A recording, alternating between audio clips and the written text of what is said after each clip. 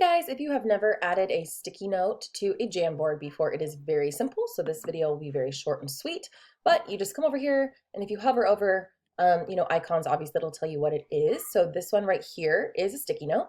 Click on it, you write what you want to write. Testing the sticky note. Oops. You can change the color of it, and then you just click save. And it automatically, can cancel all of that, pops up in this corner here, but from there you can move it, you can tilt it, you can make it really big.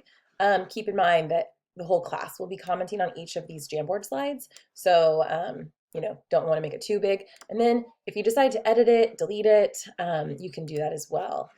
So for each slide, you'll be making a sticky note. I'm going to go ahead and delete this one. And then up here is when you'll move to the next slide. So very simple. You guys are just adding your own sticky notes to the Jamboard, and this is how you do it if you have never done it before.